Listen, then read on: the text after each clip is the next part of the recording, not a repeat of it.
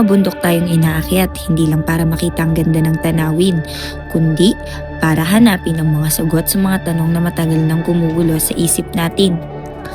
Nung inakyat ko ang bundok na ito, dala ko ang maraming tanong, mga tanong na parang walang sagot, mga tanong tungkol sa sarili ko, sa mga pangarap ko, sa mga desisyong kailangan kong gawin, at sa direksyong tatahakin ko sa buhay. Habang pataas ang bawat hakbang, mas lalo kong naramdaman ang bigat ng mga bagay na hindi ko masabi sa iba. Pero may kakaibang bagay sa bundok. Hindi man nito sinagot ang lahat ng tanong ko, tinuruan naman niya kung hindi lahat ng sagot kailangan matagpuan agad. Minsan, sapat ng magpatuloy, sapat ng huminga, sapat ng umakyat kahit hindi mo alam kung anong naghihintay sa dulo ng trail. Sa bawat summit na narating ko sa hiking era na ito, hindi lang lakas ng katawan ang nabuo ko. Unti-unti ko ring nakikilala ang sarili ko.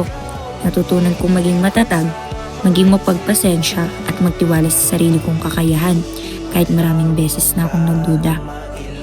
Ngayon, marahil ito muna ang katapusan ng aking hiking era. Hindi dahil wala na akong gustong akyatin, kundi dahil may panibago naman akong bundok na kailangang harapin sa buhay.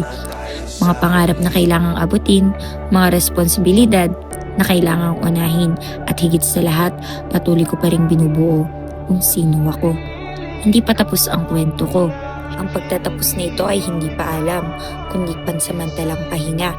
Dahil alam kong balang araw kapag handa na ulit ako, babalik ako sa mga bundok na minsang naging tahanan ng aking mga tanong, pangamba at pangarap.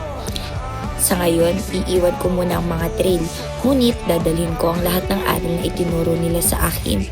At habang patuloy kong hinahanap ang sarili ko, naniniwala akong bawat hakbang, sa bundok man o sa buhay, ay bahagi ng kwentong hindi pa tapos isulat.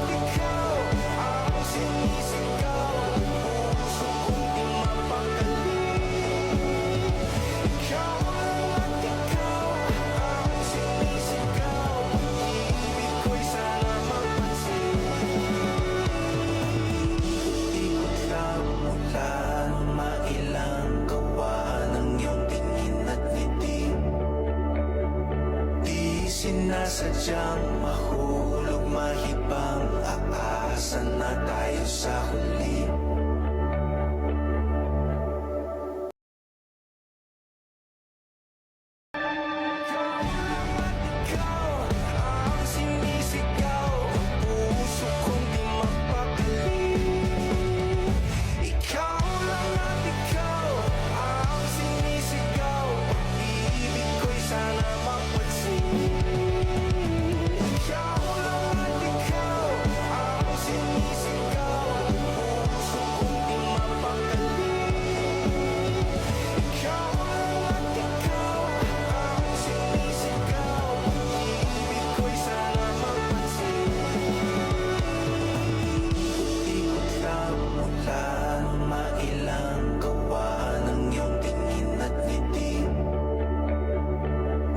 Sinasadyang mahulog, mahibang, aasa na tayo sa huli.